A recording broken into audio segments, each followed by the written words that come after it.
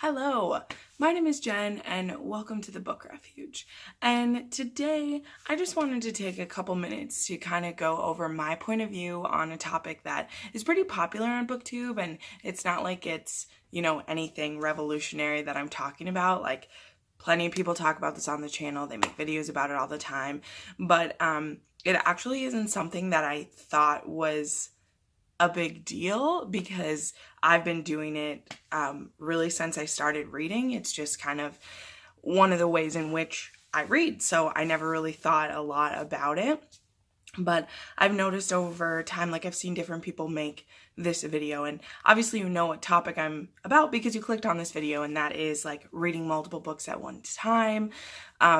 Whether, whichever way that is for you, people just seem to have a lot of interest. And I've seen it on Goodreads and on like Twitter. People are like, how do people read multiple books at one time? And, in case there's any of my subscribers who haven't watched a video like this, or you just want to see someone else's perspective, I kind of just wanted to go over like how I do it and then some of the cons to the way that I do this, because I know that there's some flaws in the way that I do it. And so I just kind of wanted to be honest about those. And really, I feel that as I speak about this, the pros will be kind of obvious. So that's why I wanted to focus on the cons, because the pro is you read a lot more books. I have never struggled with that. Back when I was in high school, I just plowed through the books in our library and then the town library. And, I pretty much was always just ready for whatever new books would come because I was plowing through them. I would take a whole big stack from the library and get through them in the, cut that out. So I just wanted to kind of go over what that looks like for me. And then, some of the cons that I've noticed that have kind of caused me problems previously and still do plague me today. So, if you're someone who follows my Goodreads, and, I'll put a link to that, and I'll also put a screenshot up of, it shows there are 5 books that I'm currently reading right now. I'm reading Pride and Prejudice for a buddy read with Murphy. This video is going to be going up after we're already done with that, but here's a screenshot of, today when I'm filming this. I am reading Nightblood by Ellie Blake, which was a new release that I'm really excited to be finishing. I'm reading The Beauty of Darkness, which is the audiobook that I'm reading right now. And then I am reading, it says Child of a Mad God, but I really haven't quite started that one yet, but it's the one that I'm trying to get to. And then I believe the last one is White Stag, which is the ebook that I'm reading. So those are all books that I'm currently reading in. I'm reading them consistently. It's not like they're just on there. You'll see if you look at my updates that I'm updating those pretty much daily. And you'll notice too, in how I just said it, I read a lot of different formats. So The Beauty in Darkness is the audiobook I'm currently listening to, because I started The Kiss of Deception in audio, and if I start a series in audio, I usually finish it in audio, even though I said in one of my vlogs, hopefully I'm done with that book by the time hopefully I'm done with all of these by the time you're seeing this, but things. But usually when I start a series in audio, I like to finish it in audio, even if I end up picking up the physical book to get through it faster. I'll still finish listening to it because I'm usually in love with the narrators. The ebooks, that's a relatively new thing for me. I'm sure others have been doing that for a long time, but I pretty much consistently read ebooks for advanced reader copies because I get those through NetGalley, as well as if there's a book that I only bought the first book and then I decide I love the series, so I'll order the second one on ebook so I can start it right away. But then I'll usually buy it in a regular kind anyway. But I, had recently just got a Kindle. I put this in one of my vlogs. And so I have all my ebooks downloaded on there, as well as some books that I maybe have read before, but they're ones that are easy to read in so that if I'm traveling, I can just bring this with me, which is awesome. I mean, I have the Kindle app on my phone, but I'm so happy I bought this. I bought it in preparation for my trip to Universal, and I did use it a good bit on the plane, and when we were going back and forth from the resort to the hotel, it was easy to just pop into this and read a couple chapters at a time. So I really like that, as well as, you know, whatever physical books that I happen to be reading, which I'm usually reading 2 or 3 of those at a time. So that is a little bit about like the formats that I read in. The audiobook, I'm usually listening to that. Whenever I'm in the car, I'm usually listening to an audiobook. So I can usually finish an audiobook a month just in my drive time from work and back, or when I go home to Pillager and back, is usually I can get through an audiobook a month. That's really how I got through all the Poldark novels. You'll know I am obsessed with those. And then if there's a book I've read before but I want to reread, I usually like it on audio. Like I listened to Illuminae again after I read it because I just found the format so cool. It was so fun to listen to the full cast. So yeah, those are some ways that I get through those. So now more into how I'm able to switch back and forth from books. So usually the way this works for me is when I'm reading multiple hardbacks at a time, they're usually in different genres, and I usually have them where like I'll get to a point in a book where it's getting too stressful for me, like things are really happening and I'm just like, oh, I need a break from this. I need to read something completely different. And so I'll usually have 2 books going that are very different from each other, whether that is a different genre or just like totally different characters, or like adult fantasy and YA fantasy, and just kind of bounce back and forth between them. Excuse me. And like right now, like I said, I'm reading through Pride and Prejudice. So, which is an easier classic to read, but still you read like, I'll read like 5 or so chapters of this and then be like, okay, I need something a little more action packed right now. This is a lot of like, you know, nuanced human interactions. I need some action. So then I'm also reading, it's behind me, sorry.